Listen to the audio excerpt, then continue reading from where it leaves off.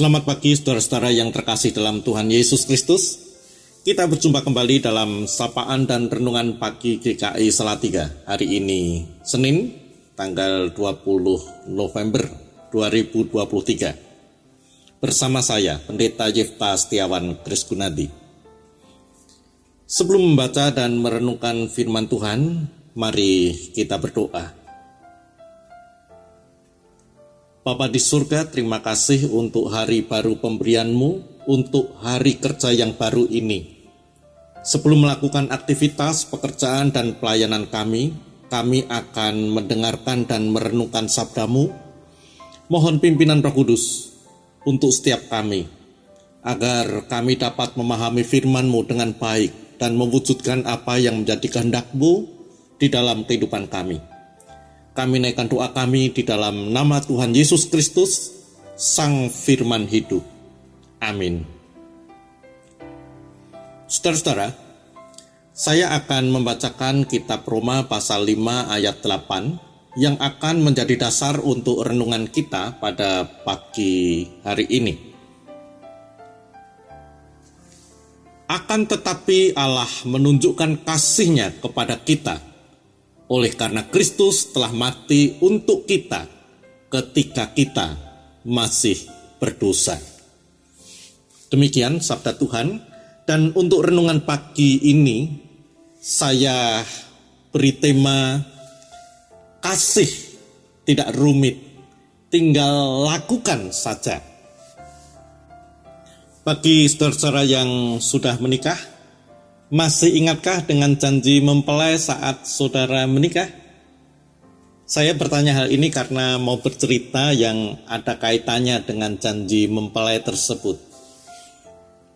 Ada seorang gadis yang tentu belum menikah, tetapi tahu isi janji pernikahan, dan yang menjadi perhatiannya adalah pada bagian kalimat, "Aku berjanji akan mengasihimu."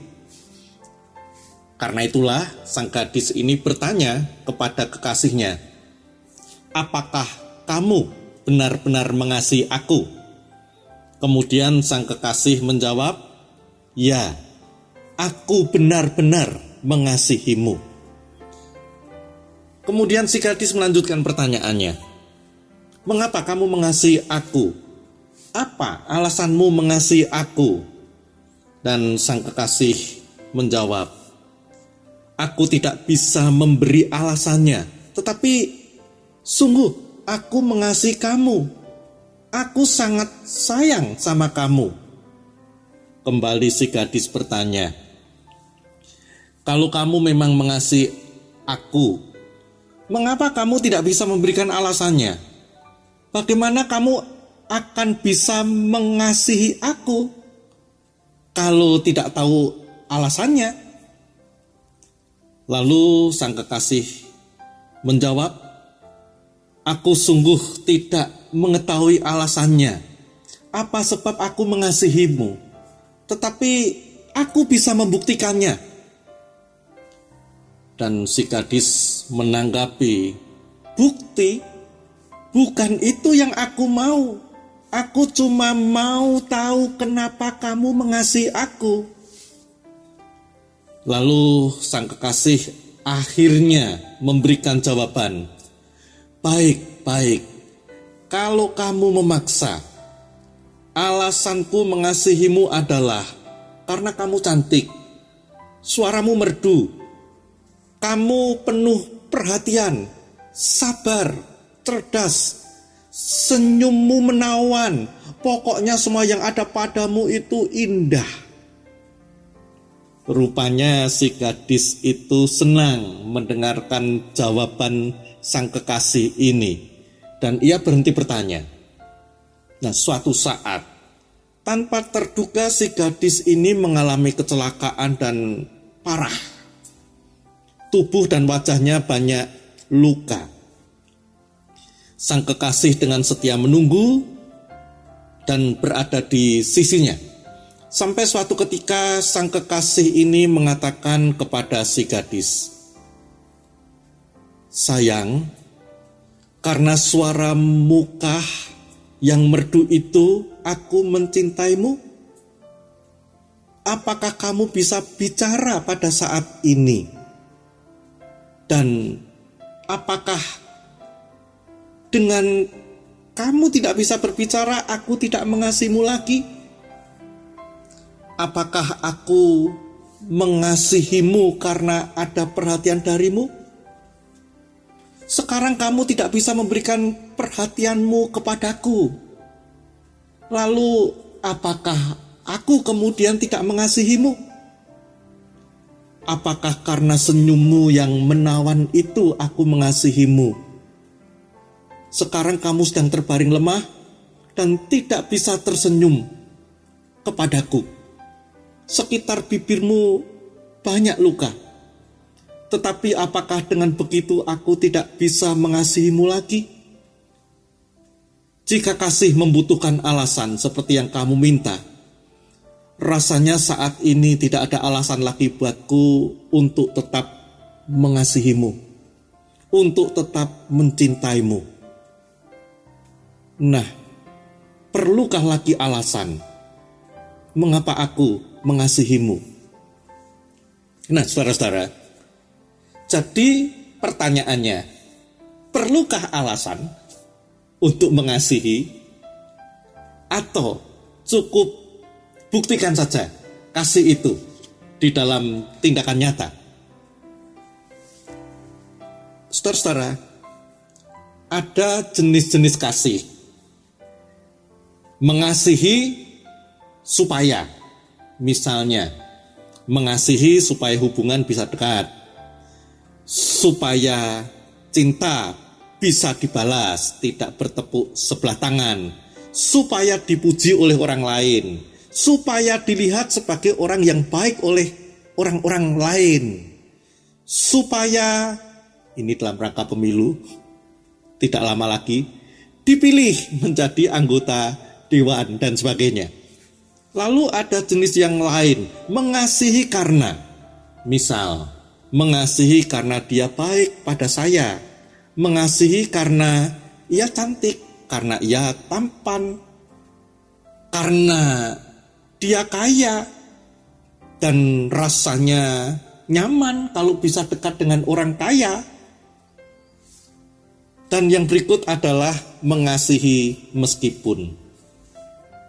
Misal, mengasihi meskipun dia menyakiti hati kita.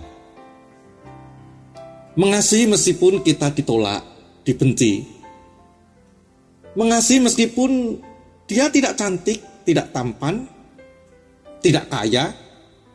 Mengasihi meskipun dia berbeda agama, berbeda iman, berbeda kelompok. Nah, menurut saudara-saudara, mana yang kasih sejati? Yang mana yang kasih Kristen? Tentu mengasihi meskipun, dan ini yang ditunjukkan oleh Tuhan Yesus.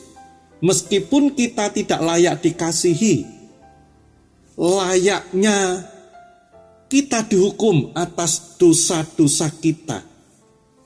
Dan ini juga yang ditunjukkan oleh sang kekasih tadi, bukan? Kasih yang tulus, kasih yang tanpa pamrih.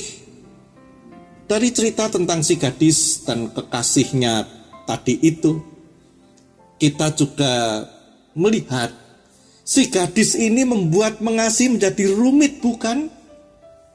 Kan sang kekasih sudah betul bahwa kasih itu yang penting buktinya, bahwa kasih itu dilakukan, kasih itu diwujudkan, kasih itu dipraktikkan, bukan sekadar diteorikan, bukan sekadar diucapkan, bukan sekadar dipikir apa alasannya. Kasih Allah kepada manusia juga seperti itu, bukan? Yang penting bukti, yang penting tindakan. Apa coba alasan Tuhan mengasihi kita? Apa ada yang baik dari kita yang layak membuat kita dikasihi oleh Tuhan? Bukankah Tuhan mengasihi, alasannya adalah kasih itu sendiri? Kitab Roma pasal 5 ayat 8 tadi menyatakan, akan tetapi Allah menunjukkan kasih-Nya kepada kita oleh karena Kristus telah mati untuk kita ketika kita masih berdosa. Jelas bukan? Allah begitu mengasihi kita Dan kasih itu diwujudkan, dibuktikan, ditindakkan, bukan hanya diomongkan atau dikatakan. Dan orang-orang Kristen, kita ini harus belajar langsung kepada Allah, agar kita tidak hanya pintar omong, pintar bicara tentang kasih, tetapi mewujudkannya dalam sikap dan perbuatan kasih. Sehingga kasih tidak hanya tinggal sebatas kata-kata, namun mewujud dalam tindakan nyata. Jadi, apakah saudara ingin mengasihi seperti Tuhan telah mengasihi kita? Ya, tinggal lakukan saja. Amin. Mari kita berdoa. Tuhan, Engkau telah meneladankan kasih yang bukan hanya dikatakan tetapi juga diwujud nyatakan. Tolong kami untuk dapat mewujudkan kasih itu di dalam kehidupan kami. Berikan kami kemampuan untuk tinggal melakukan saja kasih itu. Di dalam nama Tuhan Yesus kami berdoa. Amin. Selamat pagi saudara-saudara, selamat beraktivitas dan selamat mengasihi. Tuhan memberkati.